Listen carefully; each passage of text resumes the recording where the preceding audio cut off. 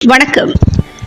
Cloud night தனியார் மருத்துவமனையில் பிரசவத்தின் போது நிகழ்ந்த சோகம், பெற்றோர்கள் புகார்.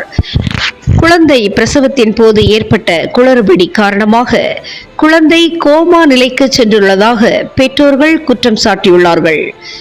இதுகுறித்து மருத்துவமனை நிர்வாகம் உரிய பதில் அளிக்காததால் துறைப்பாக்கம் காவல் நிலையம், முதலமைச்சர் தனிப்பிரிவு மற்றும் மெடிக்கல் கவுன்சிலில் புகார் அளிக்கப்பட்டுள்ளது. சென்னை OMR சாலை நாவலூரைச் சேர்ந்த சங்கர நாராயணன், தங்கம் தம்பதியினருக்கு 2023ஆம் ஆண்டு திருமணம் நடைபெற்றது. தம்பதியினருக்கு 2 ஆண்டுகள் குழந்தை இல்லாத நிலையில் தங்கம் மார்ச் மாதம் கர்ப்பம் தரித்துள்ளார். கர்ப்பம் தரித்த நாள் முதல் OMR சாலை துறைப்பாக்கத்தில் உள்ள கிளவுட் நைட் என்ற தனியார் மருத்துவமனையில் பரிசோதனை மேற்கொண்டு வந்துள்ளார். கடந்த நவம்பர் 7ஆம் தேதி வழக்கமாக பரிசோதனைக்கு சென்ற பொழுது தங்கத்திற்கு பனிக்குடம் நீர் குறைந்துள்ளதால் அன்றிரவே பிரசவ வலி ஏற்படும் என கூறி மருத்துவமனையில் அனுமதிக்கப்பட்டுள்ளார். பனிக்குட நீர் குறைந்த நிலையில் அறுவை சிகிச்சை மூலம் பிரசவத்தை மேற்கொள்ளாமல் அவருக்கு சுகப்பிரசவம் செய்ய மருத்துவர்கள் முயற்சி செய்ததாக பெற்றோர்கள் குற்றம் சாட்டுகின்றார்கள். கணவர் சங்கர நாராயணன் முன்னிலையில் நடைபெற்ற பிரசவத்தின் போது குழந்தை வெளியேறும் தருவாயில் குழந்தையை வெளியே எடுக்க வேக்கம் கருவியை பயன்படுத்த முயன்றுள்ளார்கள். அப்பொழுது அந்த கருவி உடைந்து கீழே விழுந்ததாக கூறப்படுகிறது. பிரசவத்திற்கு பின் குழந்தை எந்தவிதமான அசைவும் இன்றி இருந்ததால் குழந்தைக்கு சுவாச பிரச்சனை சிக்கல் ஏற்பட்டிருக்கலாம் என கூறி வெண்டிலேட்டர் அறைக்கு கொண்டு சென்றுள்ளார்கள். மறுநாள் காலையில் குழந்தையின் நிலை குறித்து தந்தை கேட்டபொழுது குழந்தை கோமா ஸ்டேஜுக்கு சென்றுள்ளதாகவும் வெண்டிலேட்டரில் வைக்கப்பட்டுள்ளதாகவும் மருத்துவமனை நிர்வாகம் தெரிவித்துள்ளது. கர்ப்பம் தரித்த நாள் முதல் அனைத்து பரிசோதனைகளிலும் அறிக்கைகள் சாதாரணமாக இருந்த நிலையில் தற்பொழுது குழந்தை கோமா நிலை என கூறுவது ஏன் என தந்தை கேள்வி எழுப்பியுள்ளார். இதற்கு எந்தவிதமான பதிலும் அளிக்காமல் மருத்துவ நிர்வாகம் இருந்துள்ளது. நவம்பர் 7ஆம் தேதி பிறந்த குழந்தை தற்பொழுது வரை வெண்டிலேட்டரிலேயே உள்ளது. குழந்தையின் தாய்ப்பாலை டியூப் மூலம் செலுத்தி வருகின்றார்கள். பிரசவம் நடந்த 3ஆம் நாள் தங்கம் டிஸ்சார்ஜ் செய்யப்பட்டுள்ளார். இருப்பினும் குழந்தை மட்டும் வெண்டிலேட்டரில் கடந்த 12 நாட்களாக சிகிச்சை பெற்று வருகிறது. பிரசவத்துக்காக இதுவரை சுமார் 6 லட்சம் ரூபாய் பணம் செலுத்திய நிலையில் குழந்தையின் நிலை என்ன என்று கூட முறையாக பதிலளிக்காமல் கூடுதலாக 2 லட்சம் ரூபாய் செலுத்தும்படி மருத்துவமனை நிர்வாகம் வலியுறுத்துவதாக பெற்றோர் புகார் அளித்துள்ளனர். பனிக்குட நீர் குறைந்த நிலையிலும் அறுவை சிகிச்சை செய்யாமல் சுகப்பிரசவத்துக்கு முயற்சித்தது. மேலும் பிரசவத்தின் போது வேக்கம் கருவி உடைந்தது. இதன் காரணமாகவே குழந்தைக்கு இந்த கோமா நிலை ஏற்பட்டிருக்கலாம் என பெற்றோர் சங்கர நாராயணன், தங்கம் தம்பதியினர் குற்றம் சாட்டியுள்ளார்கள். இது குறித்து மருத்துவ நிர்வாகம் முறையாக பதிலளிக்காமல் குழந்தையை அரசு மருத்துவமனைக்கு அழைத்துச் சென்று சிகிச்சை மேற்கொள்ளுமாறு சட்ட ரீதியாக நடவடிக்கை வேண்டுமானால் எடுத்துக் கொள்ளுங்கள் என அலட்சியமாக பதிலளித்ததாக சொல்லப்படுகிறது. இதனால் குழந்தையின் தந்தை சங்கர நாராயணன் துறைப்பாக்கம் காவல் நிலையத்தில் புகார் அளித்துள்ளார். மேலும் நீதி கேட்டு முதலமைச்சர் தனிப்பிரிவு மற்றும் மெடிக்கல் கவுன்சிலிலும் பெற்றோர்கள் புகார் அளித்துள்ளார்கள். இது குறித்து மருத்துவமனை நிர்வாகத்திடம் கேட்டபொழுது உயர் அதிகாரியால் ஆலோசனை இல்லாமல் பதிலளிக்க முடியாது என தெரிவித்தார்கள். சார், என் மனைவி கர்ப்பமானது டே 1ல இருந்து நான் அந்த கிளவுட் நைட் OMR ஹாஸ்பிட்டல் நான் ரீச் பண்ணியிருக்கேன். பிரெக்னன்சி கன்ஃபார்ம் பண்ணதே அங்கே தான். நாங்கள் அதுலேருந்து டாக்டர் என்ன சொன்னாங்களோ, இந்த கிளவுட் நைட் OMR என்ன சொன்னாங்களோ அதே ப்ரோட்டோக்கால் தான் நாங்கள் ஃபாலோ பண்ணிகிட்டே இருக்கோம். அவங்க சொல்கிற ஸ்கேன் பேக்கேஜ் ஆகும், டெலிவரி பேக்கேஜ் ஆகும், எல்லாமே எடுத்து அவங்க சொல்கிற மெடிசனு, அவங்க சொல்கிற லேப் எல்லாமே நம்ம கரெக்டாக ஃபாலோ பண்ணி அப்படியே தான் வந்துட்டு இருக்கோம். எல்லாமே நல்லா இருந்துச்சு தான். நவம்பர் 7ஆம் தேதி வரைக்கும் எல்லாமே நல்லா தான் சார் இருந்துச்சு. 7ஆம் தேதி நாங்கள் கன்சல்டிங் வந்த உடனே அவங்க என்ன சொன்னாங்க, வாட்டர் லெவல் 4 வந்துருச்சு, அதனால நீங்கள் அட்மிட் ஆயிருங்க அப்படின்னாங்க. சரின்னு சொல்லி நானும் என் ஒய்ஃபை கன்வின்ஸ் பண்ணி நாங்கள் அட்மிட் பண்ணிட்டோம். பண்ணதுக்கப்புறமா அவங்க வலி வர்றதுக்கு மருந்து அதெல்லாம் வச்சாங்க. வலி வர்றதுக்கு மருந்து வச்சதுக்கப்புறமா அவங்களுக்கு வலியும் வந்துச்சு. ஒரு 7-8 மணி வரைக்கும் அது வரைக்கும் ஃபுல்லாகவே அட்மிட் ஆகிற வரைக்கும் சீனியர் கன்சல்டன்ட் இருந்தாங்க. அட்மிட் ஆனதுக்கப்புறம் டியூட்டி டாக்டர் வந்தாங்க. வந்து அவங்க அவங்களோட ப்ரொசீஜர் ஸ்டார்ட் பண்ணாங்க. ஸோ ஒரு 10 மணிக்கு இவங்களுக்கு வலி வந்துச்சு. அவ்வளோ சீனியர் கன்சல்டன்ட் வந்தாங்க. வந்துட்டு டெலிவரி டைமில் அவங்க நார்மல் தான் வேணும் நாங்களும் கேட்கல, சிசேரியன் பண்ண வேணாம் நாங்களும் சொல்லலை. அவங்களே ப்ரொசீஜர் ஸ்டார்ட் பண்ணாங்க. பண்ணிட்டு தலை 10-20 வரைக்கும் ஹார்ட் பீட் எல்லாமே நார்மலாக தான் இருந்துச்சு. பேபியோட இது 120 to 180 இருக்குன்னாங்க. எல்லாமே நல்லா இருந்துச்சு. நானும் உள்ளதான் இருந்து நானும் பார்த்துட்டு தான் இருந்தேன். அப்புறம் வந்து பேபியோட முடி தெரியுதுன்னொடனே முடி தெரியுது பாருங்க எனக்கு கூப்பிட்டு காமிச்சாங்க சார். காமிச்ச உடனே சரி நானும் சந்தோஷமா வெயிட் பண்ணிட்டு இருந்தோம். இப்போ வந்து அவங்க அடுத்து வேக்கம் மாதிரி ஒன்று தலையில மாட்டி புல் பண்ணாங்க. புல் பண்ணால் அது பிரேக் ஆகி கீழே விழுந்துருச்சு. நெக்ஸ்ட் வந்து ஆயுதம் போட்டு எடுத்தாங்க. ஸோ 10-20 வரைக்கும் நார்மலாக இருந்த குழந்தை 10-29 வெளில வராங்க. வெளில வரும்போது ஃபுல்லா பேபி அளவும் இல்லை, எதுவுமே அசைவே இல்லை. அவங்க வந்து சிபிஆர் பண்ணி ஒரு 1/2 hour கழிச்சு பேபி ரெக்கவர் பண்ணிருக்காங்க. என்ன வந்து வெளில வந்தோம், என்ன வந்து வெளில அனுப்பிச்சிட்டாங்க, நீங்க வெளில வெயிட் பண்ணுங்க அப்படின்ட்டாங்க.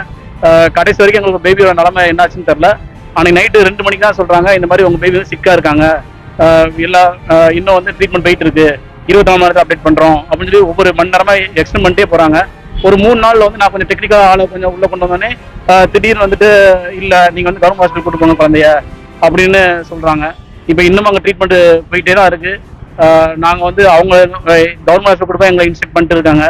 ஆனால் இதுக்கு ஒரு தீர்வு இல்லாத மாதிரி இருக்கு. நாங்கள் வந்து இது வந்து அந்த கடைசி நாங்கள் வந்து நிறைய டாக்டர்ஸ் விசாரிச்சோம். இப்போ கடைசி 10 நிமிஷம் ஏதோ தவறு நடந்துக்குன்னு சொல்றாங்க. இதுக்கு நாங்கள் முறையா மேனேஜ்மெண்ட்டை மீட் பண்ணோம். அங்கே வந்து அவங்க வந்து சரியான வழக்கமும் தரல. டாக்டர் கூட மீட்டிங் வந்துச்சு, அங்கேயும் உங்களுக்கு வழக்கம் இல்லை. நாங்கள் இதை வந்து ஃபர்தராக கேட்டதுக்கு அவங்க என்ன சொல்றாங்கன்னா, நீ லீகலா என்ன பண்ணுமோ பண்ணிக்கோங்க, எங்களுக்கு 44 பிரான்ச் இருக்கு அப்படிங்கிற மாதிரி சொல்றாங்க. இதுதான் நீதி கேட்டு நாங்கள் காவல்துறை நாடி நிற்கிறோம். அவங்களும் பண்றேன்னு இருக்காங்க. என்ன பண்ணணும்னு பார்க்கணும் சார். நான் நவம்பர் 7ஆம் தேதி காலையில கன்சல்டிங் வந்தோம். அப்பவே அட்மிட் பண்ண சொன்னாங்க. மத்தியானம் 2 மணிக்கு அட்மிட் ஆயிட்டோம். 10 நைட் அன்னைக்கு நைட்டே 10 வரைக்கும் குழந்தை 10:29 குழந்தை பிறந்துச்சு sir. Labour room sir, operation தேட்டரே போல. லேபர் ரூம்ல என்ன நடந்துச்சுன்னா, நான் ஃபுல்லா கிட்டே தான் நின்னேன். இவங்க புஷ் பண்ண சொல்லிட்டே இருந்தாங்க. இவங்க 3 நிமிஷத்துக்கு புஷ் பண்ணிட்டே இருக்காங்க. ஒரு சிஸ்டர் வந்து ஏறி நல்லா வயிற்று நல்லா இது பண்ணி புஷ் பண்ணாங்க. எனக்கு அப்பவே கொஞ்சம் பயமா தான் இருந்துச்சு. அதுக்கப்புறம் தலை டைரக்ட் ஆகுது, நீங்க வந்து பாருங்கன்னாங்க. நான் முடிய பார்த்தேன், குழந்தைய முடிய நான் பார்த்தேன். அதுக்கப்புறமா வந்து இன்னும் புஷ் பண்ணாங்க. நர்ஸும் வயிற்றெல்லாம் பிடிச்சி ரொம்ப ரொம்ப ரொம்ப கஷ்டப்பட்டு டெலிவரி பண்ண மாதிரி தான் இருந்துச்சு, ட்ரை பண்ண மாதிரி இருந்துச்சு. அப்புறம் அந்த வேக்கம் செக்ஷன் மாதிரி இருக்குது ரவுண்டா, அந்த 10 ரூபா 10 செட்டப் அந்த மாதிரி இந்த உச்சந்தல மாட்டுறாங்க. மாட்டி புல் பண்ணாங்க. அந்த ஹேண்டில் கையோட வந்து அந்த ரவுண்டு கீழே விழுந்துருச்சு. அதுக்கப்புறமா நெக்ஸ்ட் ஒரு 3 செகண்ட் வெயிட் பண்ணி நெக்ஸ்ட் புஷ்ல வந்து ஆயுதத்தை போட்டு ஃபோர்செப்ஸ் சொல்றாங்க, அதை வச்சு எடுத்து இழுத்தாங்க சார் பேபியை.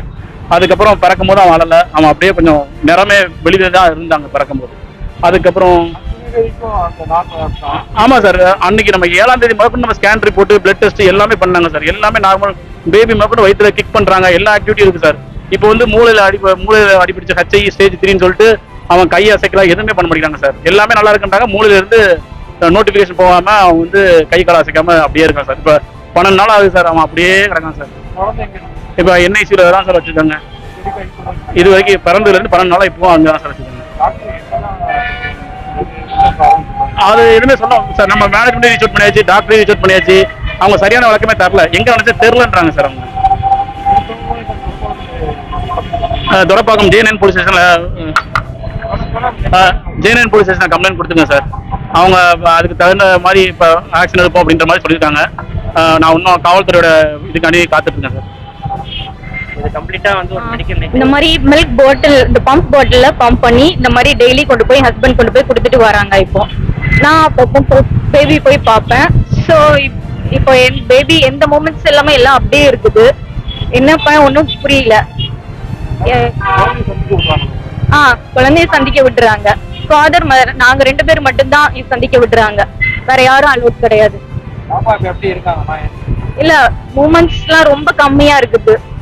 இது ஏன் என்னன்னு தெரியல. ஆனா என்னோட பேபி வயிற்றுல இருக்கும் போது நல்ல மூமெண்ட்ஸ் தெரிஞ்சது. எல்லாமே நான் இவர்கிட்ட ஷேர் பண்ணுவேன், எல்லாமே கிக் பண்ணும், எல்லாமே பண்ணும், இவர்கிட்ட ஷேர் பண்ணுவேன். பேபி டாக்டரும் ஹெல்த்தியா இருக்குன்னு தான் சொன்னாங்க. ஆனா இப்போ கேக்குற டாக்டர் சொல்றாங்க தெரியல, எந்த இடத்துல மிஸ்டேக் நடந்ததுன்னு தெரியல, ஐ டோன்ட் நோ அப்படின்னு சொல்றாங்க. இது என்ன பதில்னு தெரியல. அவ்வளவு பெரிய senior doctor, I don't know, எனக்கு எந்த இடத்துல மிஸ்டேக் நடந்ததுன்னு தெரியல அப்படிங்கிறாங்க. அவ்வளவு ஹெல்த்தியான பேபி ஆக்சுவலா. அது அவ்வளோ ஸ்டொமக்ல இருக்கும்போது அவ்வளவு ஹெல்த்தியா தான் இருந்தது. என்ன ஒரு ப்ராப்ளம் இல்ல.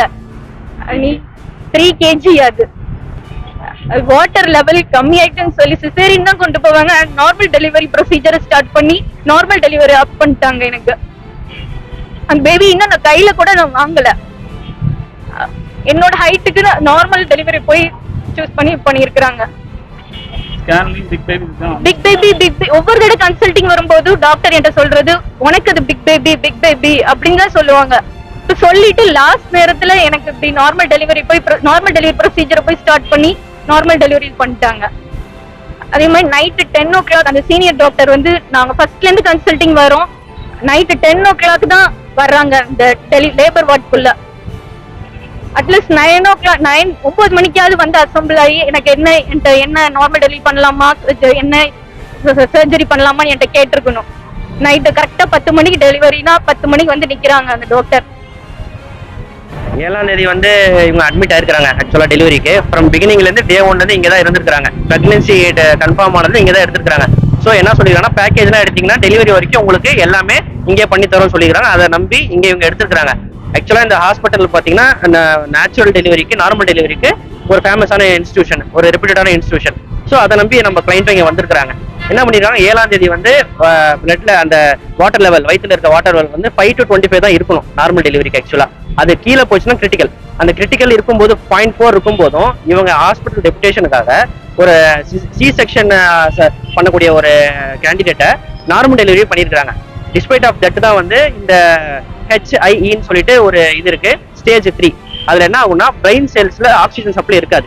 ஆக்சிஜன் சப்ளை இல்லைன்னா குழந்தை ஆட்டோமேட்டிக்கா கோமா ஸ்டேஜுக்கு போயிடும். அது ஸ்டேஜ் 1 ஸ்டேஜ் 2 தாண்டி ஸ்டேஜ் 3க்கே போயிருக்குது. ஸோ அந்த ஹார்ட் ரேட், குழந்தையோட ஹார்ட் ரேட் வந்து வெளியே எடுக்கும்போது நார்மலாக தான் இருந்திருக்கு. ஸோ அந்த வேக்யூம் டியூப் வந்து உடஞ்சி கீழே விழும்போது தான் அந்த ஹார்ட் ரேட்லாம் அப்படியே பல்ஸ் கம்மியாகி அதுக்கப்புறம் அவங்க மெடிக்கல் இன்ஸ்ட்ருமெண்ட்ஸ் மூலியமா அந்த குழந்தைய வெளியே எடுத்துருக்காங்க. அதுக்கப்புறம் குழந்தையோட ஃபாதரை வந்து வெளியே அனுப்பிச்சிட்டாங்க. 3 மணி நேரம் கழிச்சு தான் உங்க குழந்தை வந்து இந்த ஸ்டேஜ்ல இருக்கு, சிக்கா இருக்கு அப்படின்னு சொல்லியிருக்காங்க. அடுத்த நாள் காலையில தான் கூப்பிட்டு இந்த ஸ்டேஜ் கோமா ஸ்டேஜ்ல இருக்கு அப்படின்னு சொன்னதும் இவங்க ஹாஸ்பிட்டல் மேனேஜ்மெண்ட்டை கேட்டுருக்காங்க. யாரும் எந்த ரெஸ்பான்ஸும் கிடையாது. ஒரு 2-3 days கழிச்சு தான் இந்த ஸ்டேஜ்ல இருக்கு குழந்தை கோமால இருக்கு, இவ்வளவு சிக்கா இருக்குன்றதே அவங்களுக்கு தெரியும். ஸோ லேட்டரான்னு பார்த்தீங்கன்னா கண்டினியூஸா அந்த டே 1ல இருந்து என்னென்ன நடந்துச்சோ யாருமே எதுவுமே சொல்ல மாட்டேன்றாங்க. யாரை கேட்டாலும் எங்க ஹெட் ஆஃபீஸ் பெங்களூர்ல இருக்கு, நீங்க பெங்களூர்ல கன்சல்ட் பண்ணுங்க, இல்ல லீகலா என்ன பண்ண முடியுமோ பண்ணுங்கன்னு சொன்ன அப்புறம் தான் அவங்க நம்ம கிட்ட அப்ரோச் பண்ணாங்க. அதை சார்ந்து நம்ம வந்து காவல்துறைக்கு ஒரு புகார் அளிச்சிருக்கிறோம். இந்த ஹாஸ்பிட்டல் நடந்த எல்லா இன்சிடென்ட்ஸும் கவர் பண்ண மாதிரி டே பை டே எல்லாமே போட்டு எல்லா ரிப்போர்ட்ஸும் நார்மலா இருக்கு. ஈவன் பேபி வந்து 3 kg இருக்கு. இவங்களோட ஹைட்டுக்கும் வெயிட்டுக்கும் அது வெரி குட் ஹெல்த் பேபி அது. ஸோ ஆக்சுவலா பாத்தீங்கன்னா அது வந்து நார்மலா தான் இருந்திருக்கணும். ஸோ இவங்க பண்ண மெடிக்கல் நெக்லிஜென்ஸால மட்டும்தான், டாக்டர் டீம்னால மட்டும்தான் இது நடந்திருக்கு. ஸோ நாங்க வந்து இங்க துறைப்பாக்கம் போலீஸ் ஸ்டேஷன்ல புகார் அளிச்சிருக்கிறோம். எஸ்ஐயும் பார்த்துருக்கிறோம், புகார் எடுக்கிறேன்னு சொல்லியிருக்காங்க. நாங்க எதுக்கும் நாளைக்கு வந்து டிசி ஆஃபீஸ் போய் இந்த கம்ப்ளைண்ட்டை வந்து அங்கேயும் ஒரு கம்ப்ளைண்ட் காப்பி கொடுக்கலான்னு இருக்கிறோம். ஸோ அவங்க பேமெண்ட் ரொம்ப கன்சிடரேஷனா இருக்கிறாங்க, நேரோவா இருக்கிறாங்க. இது வரைக்கும் மதருக்கே வந்து 3.5 lakhs நம்ம செலவு பண்ணியிருக்கிறோம். அவங்க டிஸ்சார்ஜ் பண்ணி வந்துட்டாங்க நார்மல் டேட்ன்றதுனால. இப்போ குழந்தைக்கு வந்து இந்நாள் வரைக்கும் ஒரு 3 lakh rupees பில்லு போட்டுக்கிறாங்க. பில்லு கட்டுங்க, கட்டினாதான் நாங்கள் ஃபர்தரா ட்ரீட்மெண்ட் பார்ப்போம், இல்லை நீங்க லீகலா பாத்துக்கிறதா பாத்துக்காங்க, இல்லை கவர்மெண்ட் ஹாஸ்பிட்டல் போங்கன்றாங்க. கவர்மெண்ட் ஹாஸ்பிட்டல் போறதுக்கு தான் இவங்க வந்து டே 1ல இருந்து இங்க இருந்திருக்காங்களா? ஏன்னா இந்த ஹாஸ்பிட்டல் டெபுடேஷன் நம்பி தான் அவங்க வந்திருக்காங்க. இப்போ எல்லாம் என்ன சொல்றாங்கன்னா கவர்மெண்ட் ஹாஸ்பிட்டல் போங்க, இங்க பண்ண முடியாது, நீங்க கிளம்புங்க, கேள்வி கேட்க ஆரம்பிச்சதுல இருந்து நீங்க கிளம்புங்க அப்படின்றாங்க. நிறைய எக்ஸ்பர்ட்ஸ் ஒப்பீனியன்லாம் வாங்கி பார்த்துருக்கோம். இது கம்ப்ளீட்டா மெடிக்கல் நெக்லிஜென்ஸா தான் இருக்கும். ஸோ அதனால புகார் அளிச்சிருக்கோம். துறைப்பாக்கம் போலீஸ் ஸ்டேஷன் நடவடிக்கை எடுக்கலாம். அடுத்து டிசி ஆஃபீஸை சந்திக்கிறதா இருக்கிறோம். அவங்க பெற்றோட கோரிக்கை அந்த குழந்தை நார்மலா ரிகவர் ஆகி வரணும். ஒண்ணு, இந்த ஹாஸ்பிட்டல் வந்து ஒரு நல்ல ரெப்யூட்டேஷன் ஹாஸ்பிட்டலா இருக்கு. இந்த ஹாஸ்பிட்டல் திருப்பியும் வேற ஒரு குழந்தைக்கு இந்த மாதிரி எதுவும் நடக்கக்கூடாது. ஸோ அதனாலதான் இந்த நம்ம ஏற்பாடு செஞ்சிருக்கிறோம், புகாரும் அளிச்சிருக்கிறோம். அடுத்து மேற்கொண்டு உயர் அதிகாரிகளுக்கும் அளிச்சு புகார் அளிக்கிறதா இருக்கிறோம். இது தமிழ்நாடு அரசு, மருத்துவத்துறை எல்லாருமே சேர்ந்து ஒரு நல்ல நடவடிக்கை எடுத்து உரிய நடவடிக்கை எடுக்கணும். இந்த ஹாஸ்பிட்டல் மேனேஜ்மெண்ட் மேல நடவடிக்கை எடுத்து இவங்களுக்கு என்ன வேணுமோ அந்த கோரிக்கையை நிவர்த்தி பண்ணி தரணும். அந்த குழந்தைய உடல்நிலை சீராக திருப்பி வந்து மீட்டு கொடுக்கணும். ஷோயப்.